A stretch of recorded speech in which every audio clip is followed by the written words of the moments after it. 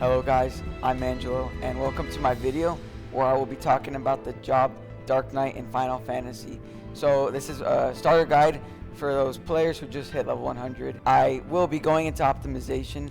I hope you enjoy. So Dark Knight overall is a very bursty job. It's active, you have very strong party utility, you have 2 gauges to manage. Overall, I think it's a very fun job that you should try. The opener is very active and you're doing a lot of double weaving, but it's versatile, so it doesn't matter in what order you press the buttons, just as long as you press the buttons. I'll explain it and then I'll show you.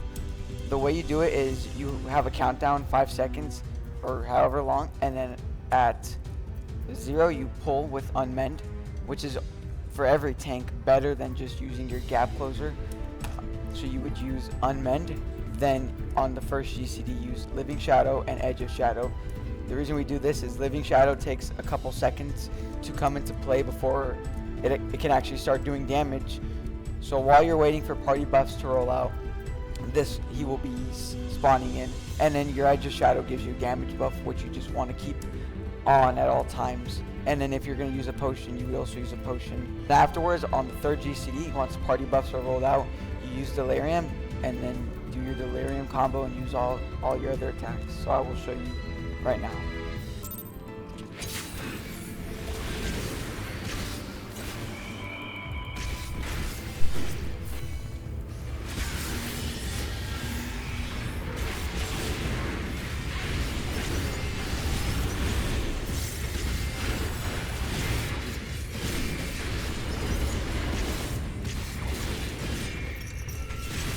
Around this time, party buffs will be rolled out. You've done all your heaviest hitting attacks, and that's pretty much the opener. The order in which you press your buttons doesn't really matter. The important thing is to make sure you don't overcap on mana, and that's basically it. I will say there is a thing you can do where you use the Blackest Night right before you pull. So if you know that it will break from auto attacks from the boss, then I would say use that, because then it can allow you to get an extra Edge of Shadow in buff windows. But if not, it's probably just safer to not use it at all. Now the rotation does require a bit of being active, so you can't really just zone out, but it is still pretty simple.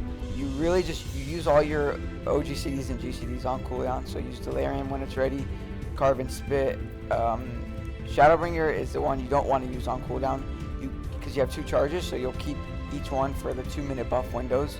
If you don't care about optimization, you can just use Blood Spiller whenever it comes up. And with Edge of Shadow, if you don't care about optimization, again, you can just use it whenever it comes up. I would say keep at least 3,000 mana for a Blackest Night for times when you're at low health, or if there's a tank buster and you want to save your resources for 2 minutes. For the 2-minute buff windows, I would say don't let your mana get over 9,000 and don't let your gauge get over 70, because you're using your Delirium combo allows you to use 3 GCDs, and each 3 GCD gives you 10 gauge, so that's 30. So if you had 70 and you use your Delirium, you get an additional 30. It'll hit 100 and you're good. But if you have 80 and you use it, then you'll overcap, and that's a damage loss. And then with your mana, you don't want to overcap on that. Obviously, just don't let it go over 9,000, I'd say. A good tool you can use, the Blackest Night. So it does use mana, but if it breaks, you get a free Edge of Shadow. So you can keep that Edge of Shadow for later if you want to get an extra one in the 2-minute buff window. Again, this is all just, optimization, so it doesn't matter. If you don't die and you do your rotation goodly, then that doesn't matter. Being a tank, you have to take all the damage most of the time, and you have a lot of health. You also have tools to help mitigate damage. So across all tanks, the mitigations are pretty much the same. You have your big 40% for Dark Knight, that's Shadowed Vigil, and then you have Rampart. You have your party-wide mitigation, Reprise Zone Arm's Length for all tanks. Arm's Length that's good in dungeons. Each tank also has another short mitigation. Dark Mind is for Dark Knights, and this one's kind of wonky because it has separate mitigation potencies for both physical and magical damage. Magical, it does 20%, which is pretty powerful, but for physical, it does 10%.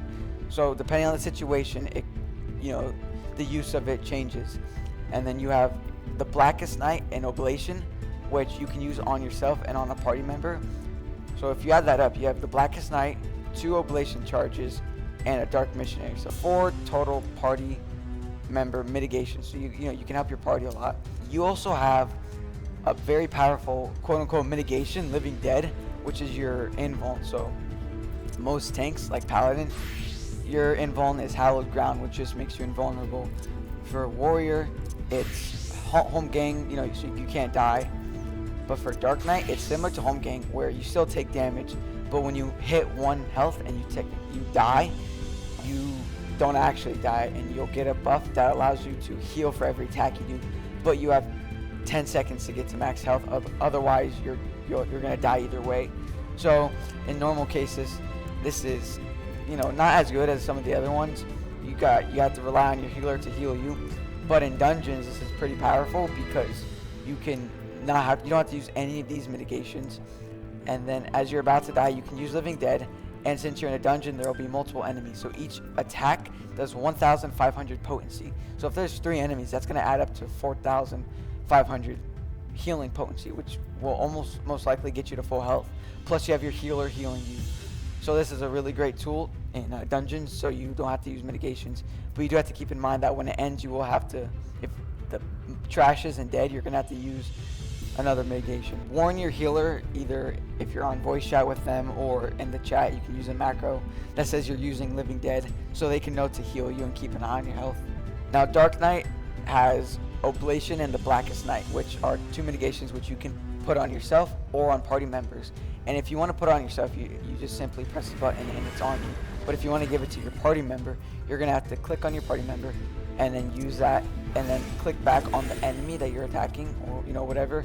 So normally, if you don't care, that doesn't matter. You may lose some damage, but in most cases, especially in Savage raiding, and it's a very fast-paced environment, it might be stressful to have to click on your party member, click back on the boss. So there are macros that people have created, and I'll show you right here for Oblation and the Blackest Night, which puts it on the party member without having to click on them using the mouse over function.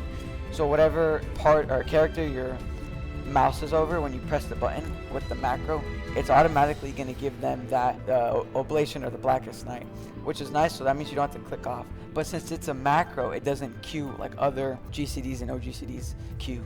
So we exploit this by putting multiple commands, which means that most likely it kind of creates a makeshift queue system. That's for the Blackest Night and for Oblation, which are mitigations you can put on your party members. For all tanks, you have Shirk, which gives a party member part of your enmity.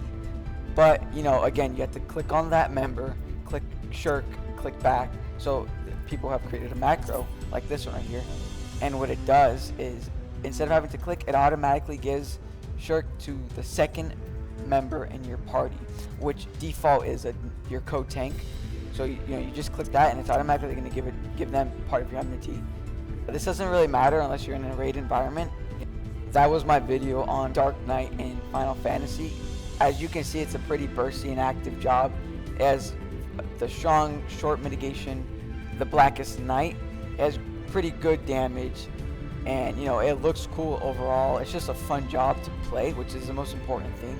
So I would definitely recommend picking it up. It's my favorite tank. I hope you enjoyed, and thank you for watching.